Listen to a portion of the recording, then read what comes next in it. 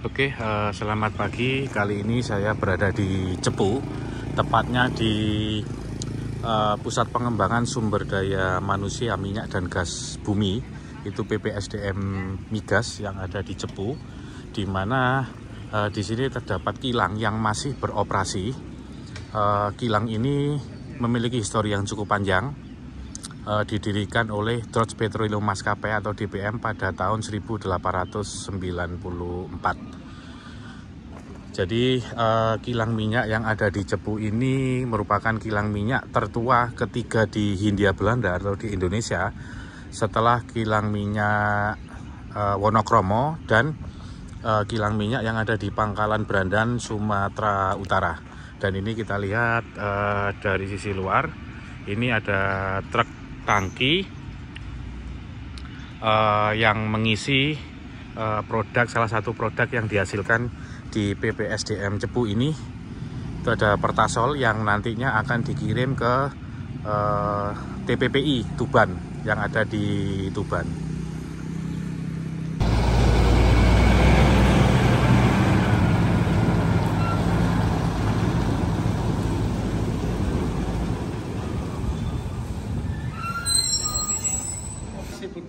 Yeah. Berarti alat kilangnya Belanda yang dibangun Belanda dulu, iya, itu masih berproduksi ya Pak? Iya, sampai sekarang. Oh. Jadi memang ini untuk pembelajaran Pak ya. Jadi kami kilang ini kilang diklat, kilang untuk pengembangan sumber daya manusia. Yeah. Jadi dibangun tahun 1897. Okay. Ini kami plat merah, yang boleh berbisnis migas. Nah, kami bekerja sama dengan Pertamina untuk mengoperasikan kilang. Jadi kami ya fee pengolahan saja Pak. Bahan bakunya dari Pertamina, setelah menjadi produk kita kembali ke Pertamina. Jadi kalau kami ngajari orang itu benar-benar real plan Pak. Karena kami kilang kecil, kondisi operasi bisa dirubah-rubah, pengaruhnya terhadap kualitas maupun kuantitas produknya seperti apa. Jadi peserta pelatihan atau mahasiswa PKL itu tahu, oh kalau tekanan pengaruhnya seperti ini, temperatur pengaruhnya seperti ini. Jadi nanti sebentar bisa kita kembalikan lagi karena kapasitasnya kecil, jadi mudah Pak. Teknologinya sama, cuma beda ukuran aja kalau dengan teman-teman Pertamina. Okay. Berarti selama ini memang dari Belanda, BPM kan? Ya. Terus masuk ke Pertamina. Ya sejarahnya dari zaman 18 ke Jepang, terus ke NKRI. Ada sejarahnya. 1897 mulai operasi ya? Mulai ditemukan minyak di Cepu. Di Cepu. Terus di kilangnya dibangun 1913 kan. Cuman kami datanya enggak ada, cuman itu ya sejarahnya seperti itu. Fotonya ada tapi Pak. Monggo di dalam ada foto-foto. Oh iya, siap. Monggo Pak. Izin ya Pak. Iya. Oke, kita akan masuk ke ruang laboratorium ya Pak ini. Ini ruang kantor kilang Pak. Oh, kantor kilang. Ini foto-fotonya dari zaman Belanda sampai sekarang Pak. Ini tapi sudah zaman merdeka Pak Ale yang ini. Kalau yang ini zaman merdeka ya? Merdeka. Oh, itu ada Menteri Urusan Minyak Ibnu Sutowo. Tahun 1966 meninjau kilang di PPSDM Cepu. Kemudian di sini ada pembangunan kilang minyak Cepu tahun 1996. 1966. Kemudian pabrik lilin kapasitas 50 meter kubik per hari. Ini ada foto udara tahun 1948 kilang minyak. Ini tahun baru. Oh, foto 2020 ya. 2020. Terus ini kilang minyak tahun 1900. Ini loh yang dari Bengawan Solo kayak di fotonya ini. 1900. Terus ini panorama senja kilang PPSDM. Oh, ini pabrik lilinnya berarti yang tadi itu kebakar Mas. Tahun 1903 pabrik lilin terbakar. Terus ini Kilang minyak Pusdik Migas tahun 1968. Kantor pusat kilang minyak Pusdik Migas Cepu. Ini 2020 nggih, Pak. Nah, bangunan kilang ini itu juga bangunan lama sih, Pak. Bangunan temboknya masih Belanda nih, Pak. Ini yang di sini nggih. Temboknya kayak gini nih, Pak. Tebal sekali bangunannya, Pak. Nah, pengen lihat ketebalannya ini. Nah, temboknya segitu temboknya, Pak. Kayak Benteng. Tebel. Juga sudutannya hampir sama seperti ini. ya namanya kalau ex Nederland ya sama. Nggih. Kayak di Wonokromo itu juga. Ini salah satu Tapi Wonokromo sudah nggak ada lagi, Pak. Iya. laporan Kan sekarang jadi kantor. Nggih, kantor Pertamina di Jagir. Nah, tujuan kita ke sini itu karena memang kemarin kan kita ngadakan diskusi ya, Pak. Diskusi mengenai Surabaya Kota Minyak, dan salah satu yang kita ingat adalah di kilang minyak di Wonokromo, dibangun di tahun 1890, kemudian di Cepu. Dan itu hampir mirip. Ya, nanti kita bisa lihat baseline-nya di sana, gambarnya ada. Oh, ada sih, Pak? Iya, ada. Dulu di Cepu ini ada rumah pompa Cepu Surabaya. Tapi sekarang sudah di-scrap, sudah jadi Pertamina. Oh, jadi minyak mentahnya dari Ya, sini dulu kirim kerosin ke Surabaya. kerosin ke Surabaya. Iya. ke Wonokromo, Pak. Langsung, Pak, pakai di jalur pipa. Iya. Pipa. Wih, kerosin ya? Itu apa, Pak? Pipa apa ya? Oh, kalau itu gas. Oh, gas. Kalau ini Berarti? kalau dulu di zaman Belanda sudah ngirim minyak ke Wonokromo pakai jalur Saya pipa. waktu masih kecil itu ada Momasen ya besar. Tulisannya Rumah Pompa Cepu Surabaya. Sekarang sudah jadi Pertamina EP. ada posternya, Pak. Kalau sebagian pipa-pipa mungkin sekarang sudah nggak ada ya. Dulu itu di sekitaran Bengawan Solo ada pipa-pipa Belanda. Ya karena longsor. Longsor gitu. Kalau boleh tahu jalur pipanya dari Cepu ke Surabaya itu lewat mana saja nih, Pak? Ya sepanjang Bengawan Solo. Panjang Bengawan Solo ya. Bengawan Solo itu kan habisnya sampai Lamongan ya. Iya.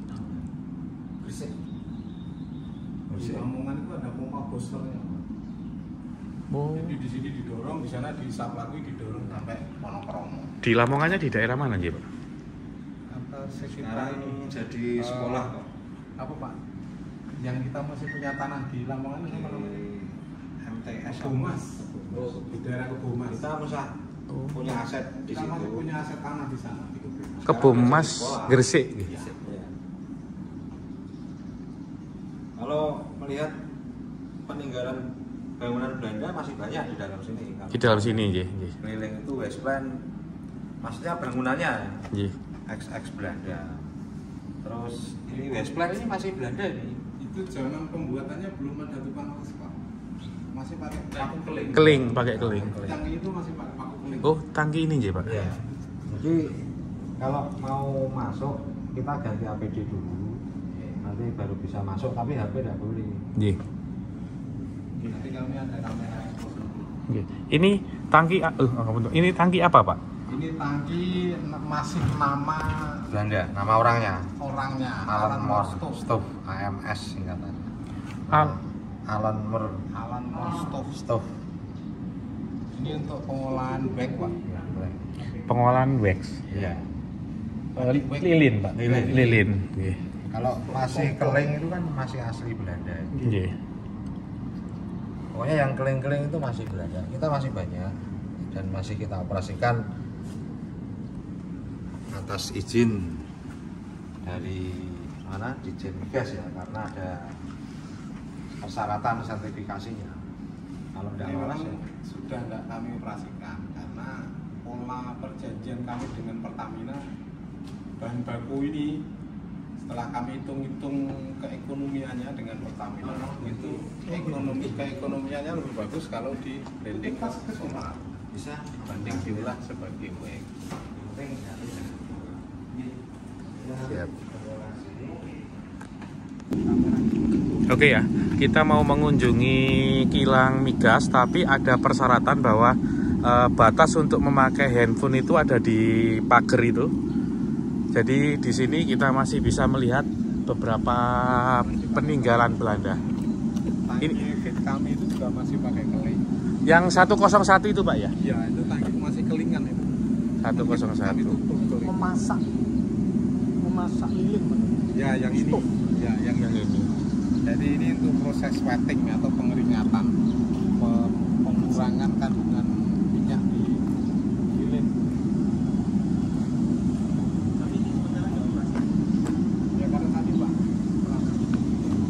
Ini ya masih pakai keling. Keling semua. Termasuk kanopinya semuanya masih asli. Masih asli. Oh iya, masih asli.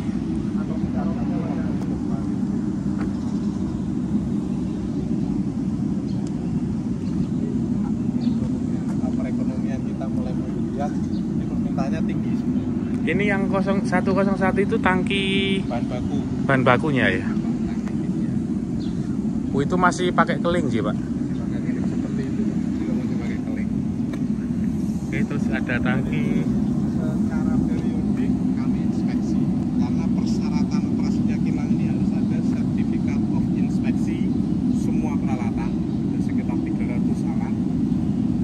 Dari sekian peralatan yang lolos uji inspeksi keluar sertifikat of inspection. Terus untuk mengoperasikannya harus ada sertifikat ini persetujuan layak operasi dari Dirjen Migas Kemen yang terbaru. Nah ini kita baru selesai kemarin inspeksi. Dan itu secara rutin setiap kami inspeksi ketebalannya masih cukup. Ini di kami peralatan ini kan apalagi kami kilang tua Pak ya, itu dihitung umur layannya Pak. Nah, ini masih 30 tahun umur layannya kekuatannya ya. 30 tahun lagi sih Pak. Ya, masih 30 tahun umur layannya. Ini kalau boleh tahu yang tangki warna hitam ini Pak, Untuk minyak berat, itu tangki untuk minyak berat. produk minyak berat, Produk minyak berat, residu. ya. Ini dibangun tahun berapa Pak ya? Ada angka tahunnya di sini. Tahunnya ada mestinya Pak, cuman ya tadi bareng sama kilangnya Pak. Bareng sama kilangnya ya. 1890-an. 1890-an ya Pak. Nah, ini secara periodik kita uji, kita inspeksi masih lolos. Kemudian keluarlah sertifikat of inspection untuk diajukan persetujuan layak operasi. Persyaratannya seperti itu. Sekarang ketat sekali untuk safety Pak.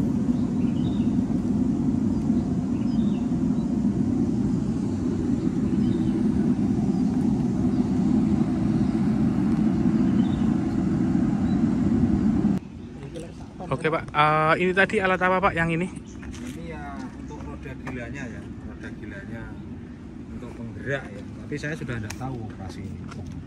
Roda gila untuk? Ya kayak di selepan padi itu kan ada penggerak, Nggih. ada untuk menggerakkan apa belnya. Ini pewanjang. Ya ini di sini dulu kan ada Thomasen. Nggih. Cuma saya masuk sini sudah tidak operasi. Ini mungkin peninggalan alatnya. Untuk pengiriman BBM ke Surabaya sih Pak? Ya, yang pengiriman BBM Surabaya itu ada di Pertamina sekarang. Oh sekarang ada di Sekarang Pertamina. sudah jadi unitnya Pertamina, bangunannya sudah nggak ada semua. Tapi roda gilanya mirip kayak gini ya Pak? Ya, seperti ini. Jadi untuk penggeraknya, belnya. Ini kan juga zaman-zaman dulu. Zaman Belanda sih. Ini untuk apa nih Pak? Ini peralatan lab. Laboratorium. Cuma untuk apa saya tidak tahu. Sekarang kan sudah modern semua. Nggih. Kalau mau naik sana di lantai 1 katanya yang deck siji ya. Itu masih ada template-nya apa enggak Pak? Sudah nggak ada lagi. Ya saya kurang perhatikan ya, udah lama. Ya, kalau ada di foto aja. Nggih. Ya ini solusinya apa? Sama pabrik. Sama pabrik ini nggih. Itu menara lampu itu kan peninggalan Belanda. Menara lampu. Oh. Yang ini ya nggih.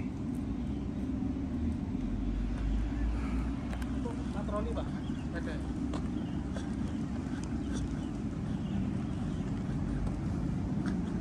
Oke, ini tangki yang seusia sama kilang DPM yang ada di Cepu.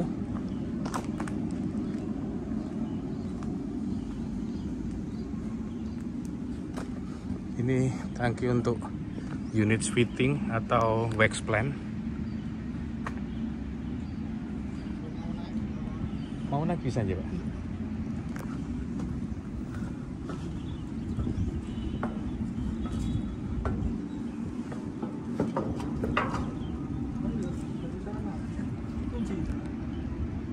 Enggak, Pak, dikunci.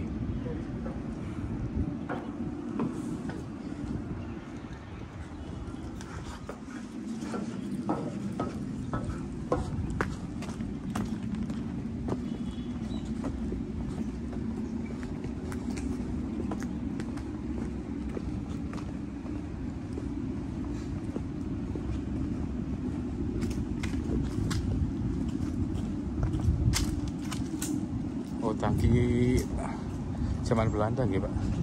Karena banyak kelingan.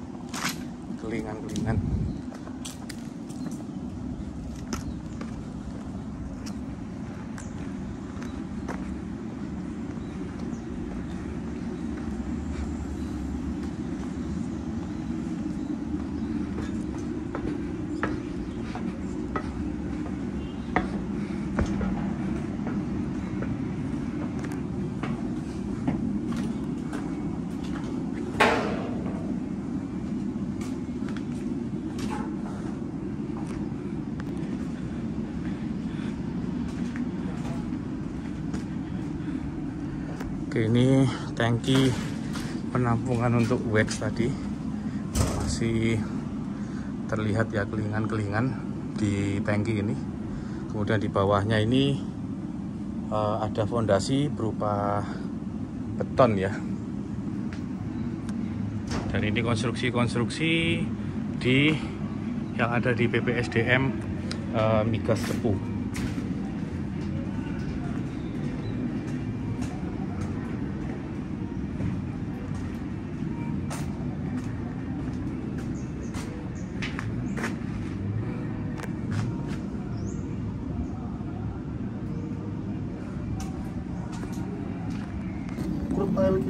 Crude oil kita ini dari beberapa sumur, dari Ledok, Kawengan, Semanggi dan lain-lain yang peninggalan Belanda Yang ada di kawasan Cepu, Cepu ya, okay. Jadi masih blok Cepu lah. Nah, ini kita mix ya, dicampur. Nah, sebenarnya warnanya agak kehijauan, Mak. Cuma karena kena panas jadi akhirnya warna hitam.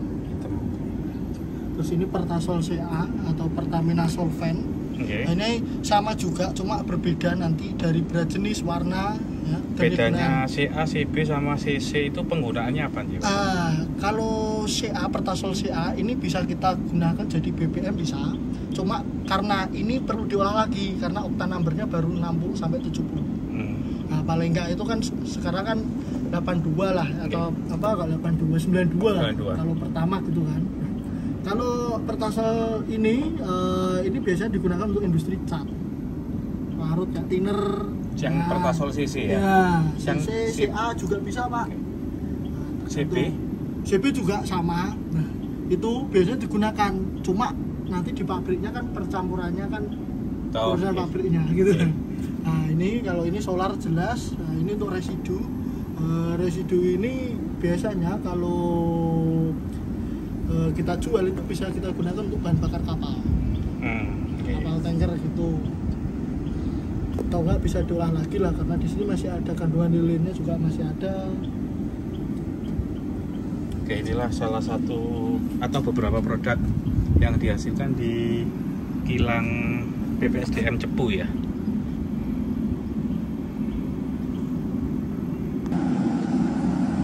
Oke, inilah kilang PPSDM Migas yang ada di Cepu yang sudah dibangun sejak tahun 1894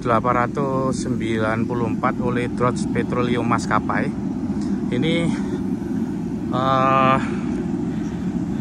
kilang ini berada di Kabupaten Blora ya, di Kecamatan Cepu, Kabupaten Blora. Dan ini kondisinya kilang PPSDM migas di tahun 2024.